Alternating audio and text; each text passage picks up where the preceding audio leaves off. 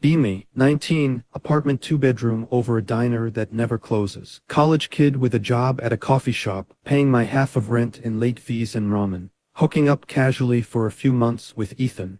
Ethan is tall, good hair, knows how to smile like he owns your attention. We both know it's casual. We both agree on casual. That was the deal. Or so I thought. Last night started like normal. Movie night at his place. Old couch, blanket with a hole in it, cheap popcorn from his pantry. He was leaning in more than usual.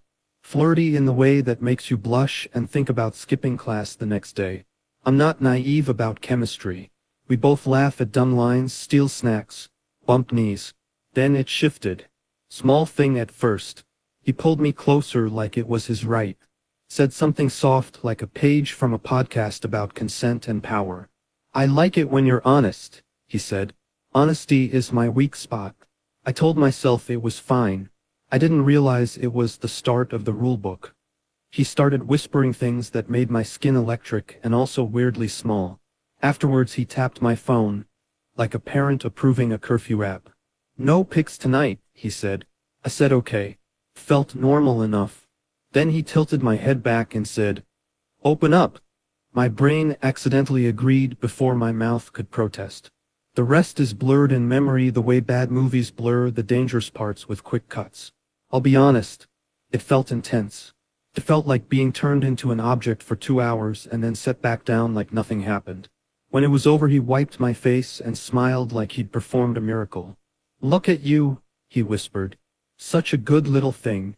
I laughed in a way that sounded like me but wasn't. Somewhere between the laugh and the smoke alarm I said something stupid and honest. "I like when you make me feel like a slut." Came out like a hiccup. His face changed in a way that made my stomach fall through the floor. Not bad change. Predatory change. His eyes sharpened like a pocket knife. "Then be one," he said. After that he said everything people on the internet say about labels and power. Then he said, "We're not doing casual anymore." I remember planning a mental exit strategy like you plan an escape route in a movie. I said, "That's not what we agreed." He laughed softly, like he'd been told a joke he underestimated. "Agreements change," he said. "People grow. First rule. We are exclusive, but don't use the word exclusive. Second rule. I don't want you seeing other people, but also don't tell anyone we're together because that ruins the vibe. Third rule. You let me set the tone. Also, mandatory check-ins after 24 hours if you're out past midnight." I told him that sounded controlling and he said, "That's not controlling, that's care. Care, care, care." I left in the morning with a note on my mirror. "Do not be a doormat." I kept the note folded in my pocket like a talisman for a week. Then Ethan texted me a screenshot of an Instagram story I didn't even know he'd saved. It was a blurry photo of us on the couch. Captioned "My girl." No faces, just silhouettes and a heart emoji.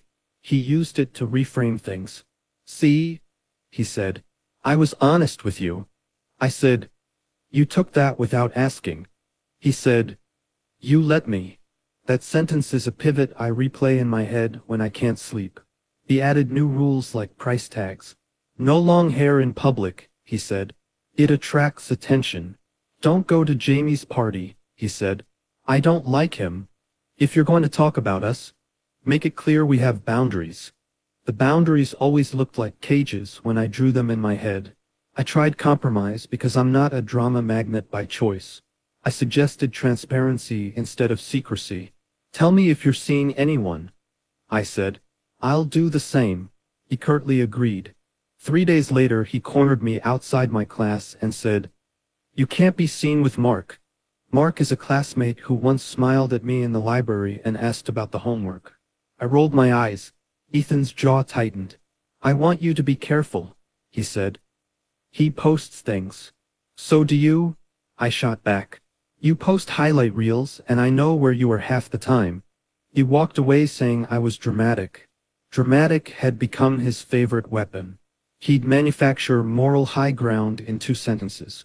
He'd say, "This is for your healing," and suddenly I felt ungrateful for healthy boundaries.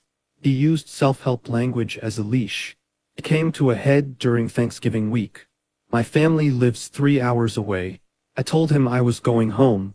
He texted 17 messages in 10 minutes asking what time I'd be back, who would be in the house, whether my cousin Riley was single now. He asked for photos that were basically surveillance. I set my phone on Do Not Disturb and drove away. Dinner was all sarcasm and anti-jokes until my sister dropped an offhand comment about my new thing. I panicked like someone who'd forgotten an exam. I lied and said, "What new thing?" She said, "The Instagram thing, the stories." I choked on stuffing. Later my mom called, voice small and brave, asking if I was okay. I said yes and hung up and felt like I'd practiced deception in a children's theater. I texted Ethan to tell him I wanted space. He replied with a single period. Periods from him mean storms. 2 days later, a mutual friend sent me a screenshot of a message Ethan sent the group chat. He wrote about me in the kind of language that makes your face hot with embarrassment. "People don't understand what it means to be with someone like her," he wrote. "It's a privilege." The message had 32 reactions, mostly laughing emojis. I stared at the screen until the house spun. People I waved to in passing had opinions about my sex life now.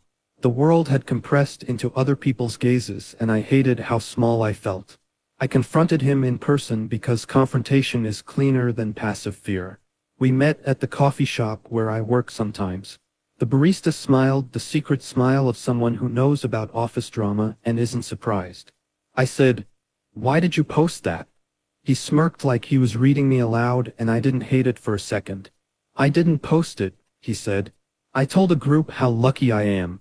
That counts as posting in Ethan speak." I tried to draw a line. "You can't talk about someone like that without their say-so," I said. He tilted his head. "You literally told me to be honest. I told you how I felt. Not for you to weaponize it." He waved a hand. "Weaponize? Okay." His tone was clinical, like he was diagnosing my overreaction as some disorder he'd read about in an article. We argued like two people who refused to fully recognize the other's humanity. He kept changing the rules mid-conversation. "We're private but exclusive" became "We're exclusive but don't post," which became "We're exclusive and publicly ambiguous." Each time the words changed, the cage tightened. I told him to stop with the rhetoric that made me sound like I was broken and needed fixing. He scoffed and said, "If you cared, you'd meet me halfway." Meeting him halfway now felt like standing on a plank over water, and he was sawing at the center. The hypocrisy was delicious to him. I saw it in the way he claimed values he didn't practice. He posted a story about consent is sexy, while telling mutuals how wild I am. I realized he was balancing two personas like a performer juggling knives. Public persona. Woke, respectful, emotionally literate.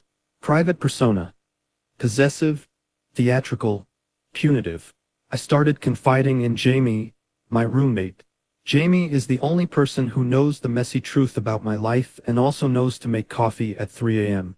"Just leave," Jamie said, simple as toast. Leaving is an Olympic sport when people are invested in your chaos. I tried to leave once in a small way. I stopped answering texts for a weekend. I thought absence would be clarifying.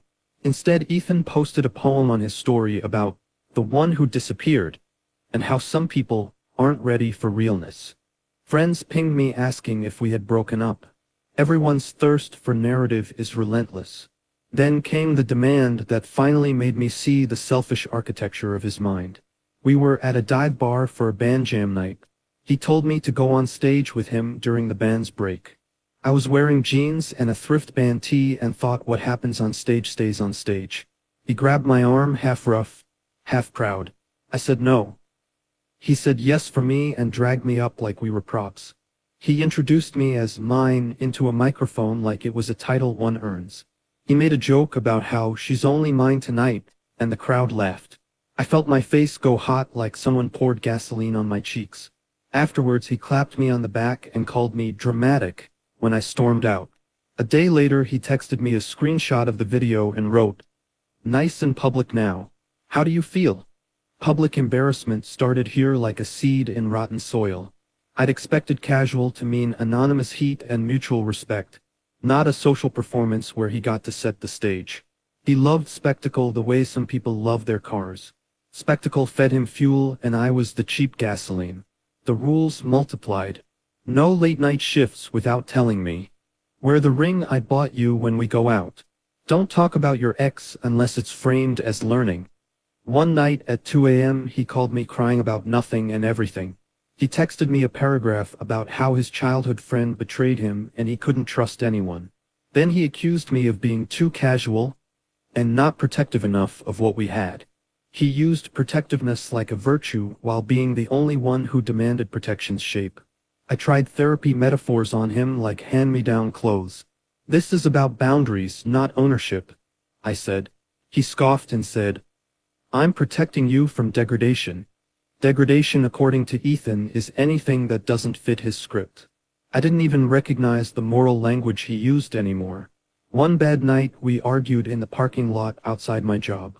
I remember the fluorescent light humming and the smell of burnt espresso beans. You're making this about control, I said. He smiled like he was the sad hero in a bad movie. I'm making this about dignity. He started using therapy words to gaslight me. You say consent, but consent is contextual. I'm trying to contextualize you. Contextualize is a word people use when they want to change the meaning of what happened. He started rewriting days and nights like footnotes in a textbook. I'd say, you crossed a boundary. And he'd say, no, I expanded your comfort zone. Expansion is what abusers call it when they burrow further into your life. It was dizzying trying to explain nuance to someone who weaponized empathy. I stopped telling my best friend Claire things because every reveal felt like raw meat in a shark tank. Claire would listen and then say, that's abusive? What are you doing? I hated that word like a splinter under skin. The next week, Ethan announced to a small circle at a party that I was learning to be brave. Brave is a word he used when he wanted applause. I told him to stop broadcasting my growth like it was a performance piece. He said, you owe me for making you better. The audacity is a thing that still makes me laugh bitterly. One morning I woke up to find a box at my door. A cheap silver band inside with a note. Wear it, so I know you mean it. It wasn't a ring of love. It was a prop of possession. I threw it in the trash and felt like I'm flushing a little piece of my dignity. He found out and didn't act surprised. I figured you'd be dramatic, he said. I like that you fight. It feels real. I realized the core of his madness. He didn't want partnership. He wanted validation for his role as a savior/scorer. He wanted to play both victim and hero in a story where no one else gets lines. He wanted to weaponize my shame and call it intimacy. This is the unreasonable character the rules demanded. He introduced moral frameworks mid-fight and doubled down when cornered. This is feminist, he told me once mid-argument like a punchline. It was grotesque watching him garnish control with ideology. I tried to leave for good after he posted a video of a night where I had been fuzzy and smiling. He blurred my face but left the voice, with me mouthing something that looked like consent in a noise-sick clip. He captioned it, "Consent is messy. Stop policing people. The internet is a forest fire when it wants to be." Someone recognized my laugh and tagged me. My boss saw it. "Are you okay?" My boss asked in Slack, which is not the place to probe trauma.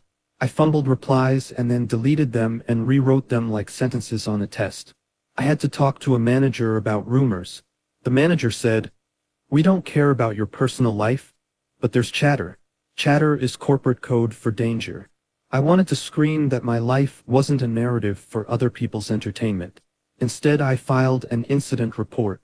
I wrote the truth until my hands cramped. The report was clinical and sharp and felt like a surgeon's scalpel cutting a tumor out of me. HR called me in for a meeting and the woman, Laura, had a face that suggested she'd read graduate school case studies and then become exhausted of people like Ethan. I told her everything I could, precise and sanitized. Laura asked if I wanted an investigation. I bit my lip until it bled metaphorically. "He hasn't hit me," I said. "I'm not sure if this is actionable." Laura said, "We investigate harassment claims based on behavior, not on whether someone used the word violence." I realized the world required boxes with checkmarks before it would help me. Still, Laura took notes and typed the word pattern of control, with the same calm as putting coffee beans in a bag. Ethan meanwhile got theatrical and posted a long piece about how relationships are complicated and we shouldn't cancel men for being imperfect. He defended his reputation with a preacher's cadence. His followers sent me messages that read like a checklist of accusations. She's a drama queen. She's unstable. She's making it up. I started seeing my own life from the outside. It was ugly and surreal. I'd been reduced to character traits in other people's brains. I tried one last honest conversation with him at midnight in the parking lot behind the coffee shop. There were only the hum of the sign and the distant clacking of train tracks. "This can't keep going like this," I said. "You can't keep changing the rules." He stared at me like I was a puzzle he couldn't solve without disassembling it. "You're lucky," he said softly. "Most people never find someone to fix them." "I don't want fixing," I said. "I want partnership." That word startled him. Partnership wasn't in his lexicon except as theater. He smiled like a man with a plan to sell me back to myself as an upgrade. "We're not compatible," he said, in the way people say things to end a relationship and start an argument at once. He put his hands in his pockets and walked away like the scene had been closed by a director with an expensive taste for drama. I thought that was the end, but endings were elastic with him. 2 weeks later, I opened my email and found a file titled Clarification, addressed to 3 people. My manager, Laura from HR, and my professor who also happened to be head of the local volunteer program I was part of. In it, he painted me as the guy who led him on and then lied about it to get attention. He used a tone of moral outrage and righteous hurt, quoting lines I'd said in moments of vulnerability like he was annotating a confession. He accused me of using him for status and performative pain. The language was a scalpel made to slice me into tidy bits. I filed a reply that was honest and exhausted and full of punctuation errors from my hands shaking. My professor wrote back with a line about "we take these matters seriously," and an attached form about conduct. Everything was official now. My parents called finally, because the grapevine had reached them. My father asked me if the rumors were true, and I told him the parts that didn't make his voice go quiet. He said, "People will pick at this." I understood that was code for "you'll have to fight this." Fight felt like an antonym for the quiet I wanted more than anything. I tried to explain to my friends, but words were heavy and greasy, and slid off people's phones like oil. Friends picked sides or picked silence.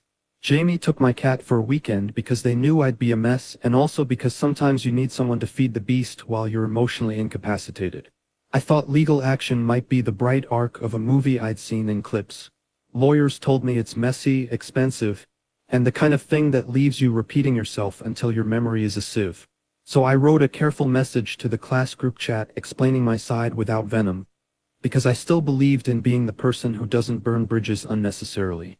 Some people replied with empathy, and a handful with skepticism, and one with a meme that almost made me laugh through the panic. He had already seeded doubt into people like a farmer planting evergreens in an ocean. The last scene is now the one that won't stop playing. I was with Claire at a coffee shop and she showed me a thread on a local forum where strangers were debating me like I'd enrolled to be a spectacle. "She wants the spotlight," one comment read. "She's manipulative," another wrote. I ate a muffin and felt like a spectator in my own life. I kept waiting for some moral arc where the universe corrects itself. It didn't happen. Laura closed the internal investigation because there wasn't a single illegal act that met the threshold for disciplinary action. Pattern of control was not enough without other boxes ticked. Ethan's emails kept arriving politely worded and self-justifying. I tried to block him on everything and he found ways to call mutual friends and drip narratives like poison. My friends slowly rearranged like houses moved by wind. The bridge between my old life and some future was still standing but charred and wobbly. I moved out a month later, took the stairs up 2 flights to a cheaper place with bad plumbing and better light. Jamie helped me haul boxes at 5 a.m. and didn't ask for thanks. I quit the late shift at the coffee shop because the backroom memories were stinging too sharp. The town kept whispering in small ways. I got suspicious smiles in class and the barista didn't make eye contact for a week. I tried to build a new routine like laying bricks in soft wet sand. Sometimes the sand holds. Sometimes it doesn't. I dated briefly after, someone who liked podcasts and made playlists that smelled like incense. It didn't last because I was carrying an armor made of embarrassment and I didn't even know how to take it off. People told me to be brave like it was a thing you order on an app. The worst part was the silence where I expected accountability. The community didn't rally like in the movies where truth is a sword and reputation a villain. Instead, people shrugged and went back to not knowing you as a full person. Ethan posted once in a while, smiling in the city's filtered light, declaring vague thoughts about growth and respect. People liked the posts. I tried to tell my story in a longer message once to a small podcast host who agreed to give me 15 minutes. I rehearsed the cadence of vulnerability like a speech, clarified the parts about consent, about control, about language being used as a leash. On the day, my voice cracked and some listeners sent supportive messages and some sent hate and some sent silence. What do you do with silence? I learned to carry it like an extra coat in winter. Claire moved a half state away for grad school and promised to call on bad days. Jamie moved the cat into my apartment because pets are honest and soft. I kept the note from my mirror folded in my wallet for months. Do not be a doormat, it said in an ink that was pressing thin. I am not healed yet. I am a work in progress that someone else got to edit without my permission. The ending is messy like leftover takeout, soggy and unresolved. The unreasonable character won some small battles because the world likes tidy narratives and he knew how to sell one. No one came with banners to declare him wrong in a way that mattered. I am left clearing plates and picking at the crumbs of dignity that remain. I am still human, still flawed, still trying to find language that resonates beyond the rumor mill. Sometimes at night, I replay his smile and wonder how someone so convincing could be so wrong. Sometimes I close my eyes and remember the small kindnesses like Jamie's midnight tea and Claire's voicemail of 3 long sentences that said, I'm here. I don't know if he'll change his script. I don't know if the rumors will die or morph into other rumors. I don't know if I'll ever feel like I did before, when being wanted felt uncomplicated and not weaponized into theater. I do know I can't make him see the thing he doesn't want to see. He will keep writing rules that justify what he wants. I will keep telling myself the differences between care and control. The story doesn't tie up neatly. It stops in the middle of a breath and keeps going. End? Not really. Just a comma and a long, tired exhale.